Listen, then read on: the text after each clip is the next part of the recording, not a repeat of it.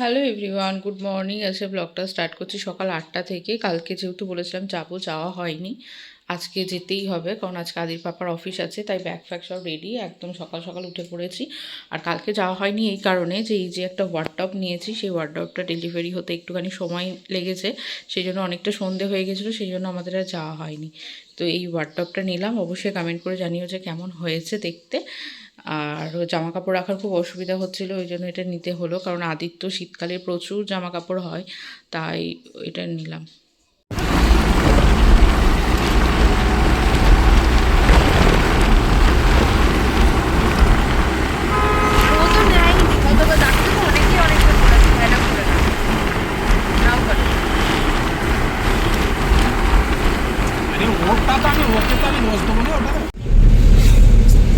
ওর তো একটা কেউ থাকতো বড় বয়সে দেখার মতো, বলো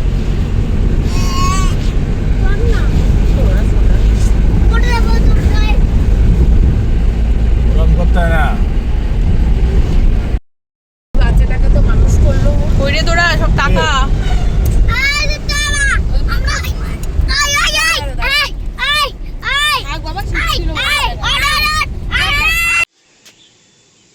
শীতকালে বিকেল বেলায় সূর্য যে অস্ত হয়ে যাচ্ছে সেটা দেখতে খুব ভালো লাগে। আর চারিদিকটা এবার অন্ধকার হবে, এখন তো 4টে সাড়ে 4টে বাজলেই অন্ধকার। আজকে বাড়ি থেকে এলাম, এসে শরীরটা ভীষণ খারাপ, মাথা যন্ত্রণা, আর একটু রেস্টেরও দরকার আছে, কারণ ওখানে গেলে একটু মানে রুটিনটা এদিক ওদিক হয়ে যায়, আর শরীরটা ভীষণ খারাপ, ওই জন্য এবার গিয়ে একটু রেস্ট নেব। একটু ছাদে এলাম, আদি এদিকে ঘুমাচ্ছে। আর এই যেহেতু গেছিলাম বাড়ি, তাই তো এসে তো এই দৃশ্য দেখতেই হবে। এই এত জামা কাপড় সব মেশিনে কাচা হয়েছে, দিয়ে বাবা এসে মিলে দিয়েছে, ওই ডিপার্টমেন্টটা বাবারই। তো আর যেহেতু ঘুরতে গেছিলাম, মানে তারাপীঠ গেছিলাম, তোমরা সবাই জানো, তাই একটু বেশি জামা কাপড় আর কি নোংরা হয়েছে। তার মধ্যে তো আছে আমাদের দুটো, সেই যেখানে পাচ্ছে সেখানে ঘুমিয়ে যাচ্ছে।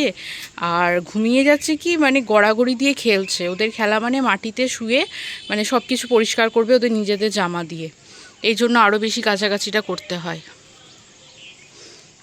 তো ব্লগগুলো ভালো লাগলে অবশ্যই লাইক শেয়ার কমেন্ট করো, সাবস্ক্রাইব করো চ্যানেলটা, অবশ্যই পাশে থেকো। আজকে তাহলে আসছি, আর এই ব্লগটা বেশি কন্টিনিউ করতে পারবো না, কারণ এবার একটু রেস্ট না নিলে সত্যিই এবার মনে হচ্ছে যেন বমি হয়ে যাবে, এরকম একটা ব্যাপার। তো আজকে আসছি, সবাই ভালো থেকো, টাটা।